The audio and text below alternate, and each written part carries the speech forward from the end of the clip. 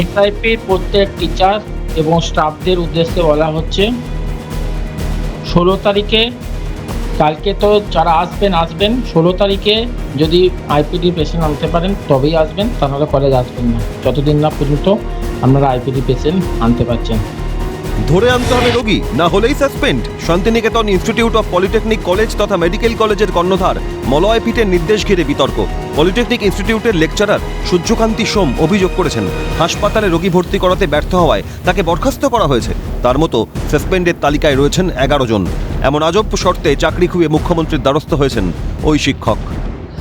তো ওনাদের বক্তব্য, ওনাদের স্বাধীন ট্রাস্টের অন্তর্গত যে মেডিকেল কলেজ রয়েছে শান্তিনিকেতন মেডিকেল কলেজ, তো ওখানে নাকি আমাদের প্রত্যেককেই বলা হয়েছে যে একটা করে পেশেন্ট দিতে হবে।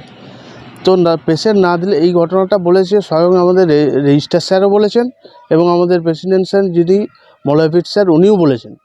এবার আমাদেরকে বলা হয়েছে যে আমরা যদি পেশেন্ট না দিতে পারি তাহলে আমাদেরকে সেখান থেকে ছাড়িয়ে দেওয়া হবে। এরকম 11 জনের সাথে হয়েছে, আমি নিয়ে সবসহ 11 জনের সাথে হয়েছে, সবাই মুখ খুলতে পারছে না। তবে প্রশ্ন, কেন আচমকা এমন নির্দেশিকা? মেডিকেল কলেজের গুরুত্ব ও সুনাম বৃদ্ধিতে রোগী ধরে আনার শর্ত, যদিও ঘুরপথে তার কথার ভুল ব্যাখ্যা হয়েছে বলেই দাবি করেছেন শান্তিনিকেতন পলিটেকনিক কলেজ ও মেডিকেল কলেজের কর্ণধার মলয় পিট।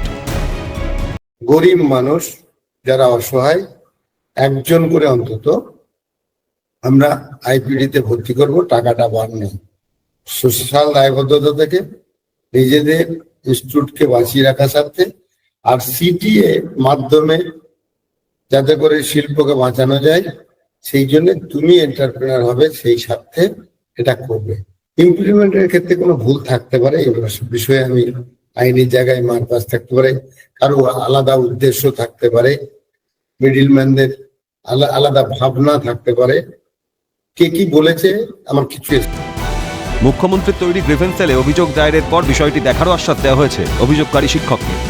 অমরনাথ দত্তের রিপোর্ট, ক্যালকাটা নিউজ।